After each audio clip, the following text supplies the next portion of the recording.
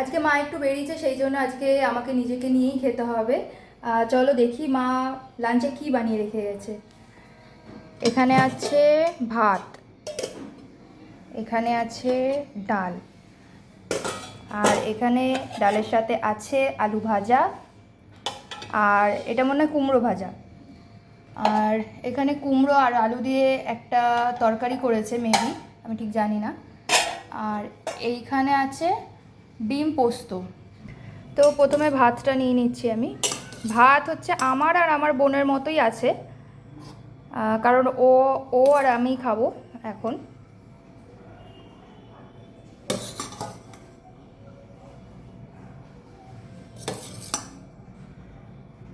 প্রথমে অল্প করে একটু ভাতটা নিয়ে নিলাম, পরে লাগলে আবার নেব। এবার নিয়ে নিই ডালটা। ডালটা বেশ গাঢ় করে করেছে, পড়ে যাস না। একটু বেশি করেই নিই, কারণ আমার আবার একটু শুকনো হয়ে গেলে আমি আবার খেতে পারি না।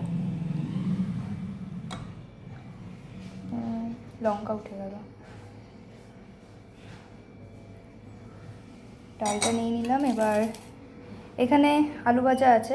আমার আবার কড়া আলু ভাজাগুলো ভালো লাগে খেতে আর কি। মানে কার এরকম ভালো লাগে আমি জানি না, বাট আমার খুবই ভালো লাগে। হয়তো অনেকের মনে হতে পারে যে এরকম আলু কে খায়, বাট আমার সত্যি ভালো লাগে খেতে। মানে আলু বা কুমড়ো যাই বলো, আমার এগুলো ভালো লাগে। এটাও নিয়ে নিলাম, আর বোনের জন্য কিছুটা রেখে দিলাম। আর এটা হচ্ছে কুমড়ো ভাজা, কুমড়ো ভাজা কয়েকটা নিয়ে নিই, আর বাকিটা বোনের জন্য। ও বেশি কুমড়ো খায় না, তাই জন্য দু পিস রাখলাম, বাকি আমার। তো আগে এই দিয়ে আগে শেষ করি, তারপর না হয় ডিম নেব। এবার ডিম পোস্তটা নিয়ে নিই। ডিম পোস্তটা মা খুব ভালো বানায়।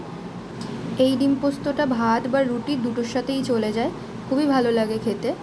একটু ঝোল নিয়ে নিই। কুমড়োর তরকারিটা আমি আর নিলাম না, কারণ আমি কুমড়োর তরকারিটা খাই না, শুধু ভাজাটাই খাই।